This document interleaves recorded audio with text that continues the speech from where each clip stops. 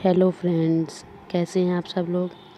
आज मैं ये लेके आई हूँ ट्रिग्नोमेट्री, यानी कि ये ट्रिग्नोमेट्री जो है वो क्लास 10th की है।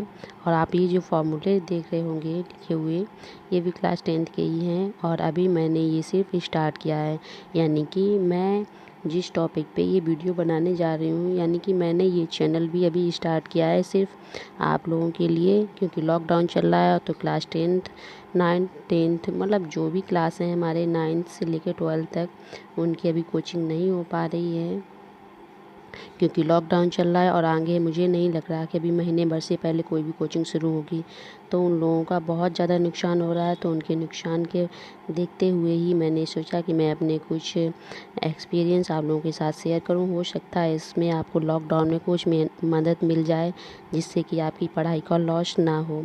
इसमें मैं आपको गणित की पूरी किताब के सारे क्वेश्चंस और एग्जाम्पल के सॉल्यूशन लेके आऊँगी, लेकिन सबसे पहले हम लोग ट्रिग्नोमेट्री को पढ़ेंगे, क्योंकि थ्योरी वाले क्वेश्चंस जो होते हैं वो थोड़े से लेंदी होते हैं, जिसमें अभी आप लोगों को इंटरेस्ट नहीं होगा, यानी इंटरेस्ट थोड़ा कम होता है। तो पहले हम लोग न्यूमेरिकल क्वेश्चन सॉल्व करेंगे। तो उसके लिए मैंने सबसे पहले ट्रिग्नोमेट्री को स्टार्ट किया है। तो आप ये ऊपर जो 3 फार्मूले लिखे हुए देख रहे हैं, साइन कॉस टेन, ये हमारे बेसिक फार्मूले हैं जो क्लास 8 से हम लोग शुरू करते हैं पढ़ना। तो अब हम लोग यहाँ इस पे आ जाते हैं इसके आगे। तो हमारे त्रिकोणमिति में, यानी कि ये त्रिकोणमिति का जो चैप्टर है, सबसे पहले तो मैं आप लोगों को बता दूं कि ये पेज नंबर 191 पे है। तो सबसे पहले हम ये 6 त्रिकोणमितीय अनुपात को समझने के लिए एक ट्रायंगल बना लेते हैं। तो मैं आपको बता दूं, ट्रिग्नोमेट्री में ज़्यादातर यानी मैक्सिमम क्वेश्चन जो है वो समकोण त्रिभुज पर आधारित हैं। और ये जो मैंने इस तरह से बनाया है कोण, इस तरह से जो भी कोण बनता है वो 90 ही होता है। और यहाँ पे मैंने इस ट्रायंगल को ABC नाम दिया है। और इसमें मैं कोण C को जो है वो थीटा कह देती हूँ।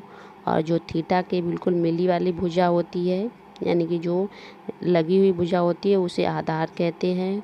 और जो इसके सम्मुख भुजा होती है, यानी कि AB जो है वो लंब हो जाएगा, और भुजा AC जो है वो आधार हो जाएगी। और मैं आप लोग एक बात और बता दूं कि लॉकडाउन होने की वजह से अभी बहुत से लोग किताब को भी परचेज नहीं कर पाए होंगे, क्योंकि 9th क्लास वाले 10th में यानी सभी लोग एक एक क्लास आगे प्रमोट हो चुके हैं।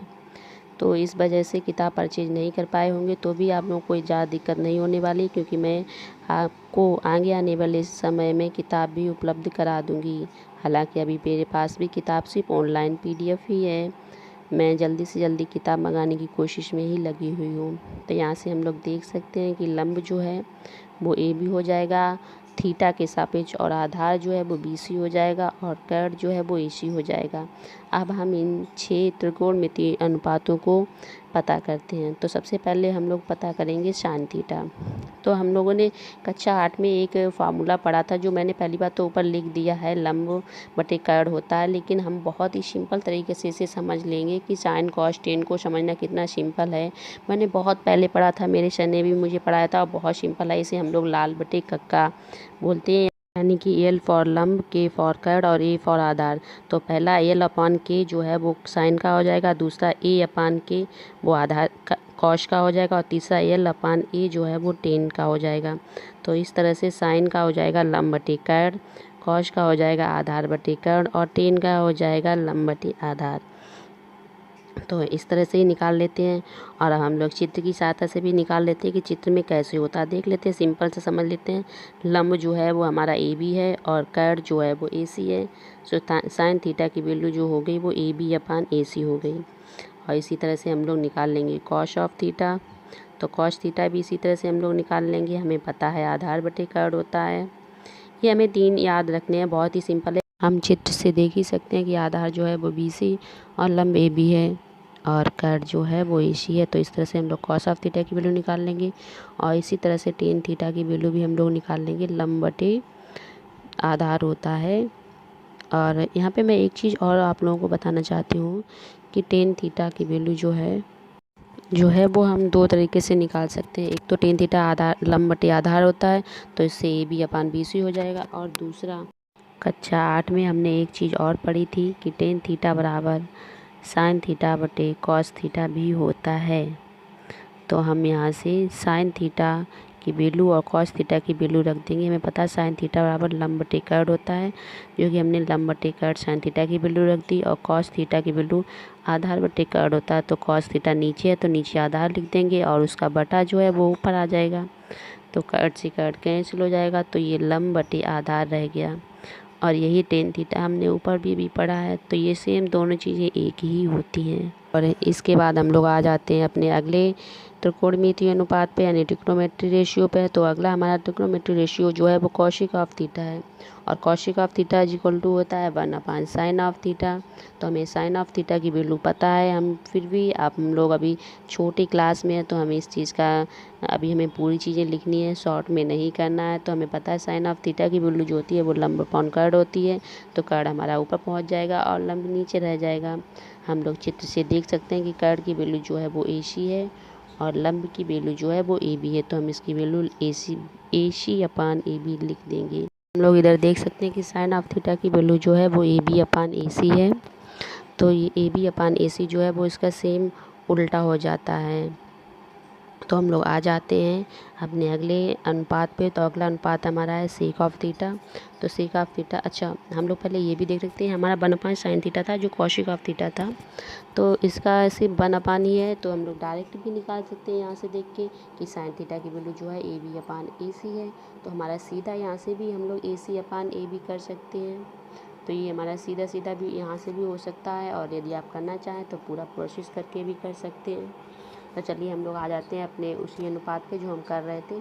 सेक of theta is equal to 1/cos of theta होता है। ये भी हम लोग सेम डायरेक्ट भी कर सकते हैं, और डायरेक्ट यदि नहीं करना चाह रहे तो फिर हम लोग प्रोसेस से करते हैं। प्रोसेस से कॉस ऑफ थीटा की वैल्यू होती है आधार बटे कर्ड, तो 1/cos ऑफ थीटा की वैल्यू कर्ड बटे आधार हो जाएगी, जो कि कर्ड हमारा AC है और आधार हमारा BC है। तो इस तरह से ये हो गया। अगला आ जाता है हमारा कॉट ऑफ थीटा। तो कॉट ऑफ थीटा की वैल्यू होती है 1/tan ऑफ थीटा। तो हमें टेन थीटा की वैल्यू पता ही है कि लंब बटे आधार होती है, और इसका 1/tan जो है वो हमारा हो जाएगा आधार बटे लंब, और आधार हमें पता है BC है और लंब जो है हमारा AB है। तो हमारे टेन ऑफ थीटा की वैल्यू कॉट ऑफ थीटा की वैल्यू जो है वो BC/AB हो जाएगी। और जिस तरह से हमने टेन ऑफ थीटा की वैल्यू निकाली है, वैसे ही हम लोग कॉट ऑफ थीटा की भी वैल्यू निकाल देंगे। जैसे कि हमारा tan theta is equal to sine theta बटे कॉस थीटा था, वैसे ही कॉट ऑफ थीटा जो है तो cos of theta upon sine of theta जो है वो कॉट थीटा की वैल्यू हो जाएगी। तो हमारे ये 6 त्रिकोणमितीय अनुपात बहुत ही ज़रूरी थे, यही सबसे इम्पॉर्टेंट हैं, और इनमें सबसे ज़्यादा इम्पॉर्टेंट जो है वो साइन कॉस टेन है। यदि आपने इन्हें सही से समझ लिया तो फिर बहुत बड़ी मुसीबत नहीं आने वाली है, क्योंकि साइन थीटा जो है वो 1/cos थीटा होता है, और यानी कॉसिक थीटा इसका उल्टा होता है, ठीक है। और कॉस थीटा सेक का होता है, और कॉट और टेन होते हैं। यानी ये याद रखो, साइन कॉसिक और सेक कॉस और टेन कॉट ये एक दूसरे के उल्टे होते हैं। इसके बाद हम लोग आ जाते हैं एक्सरसाइज पे।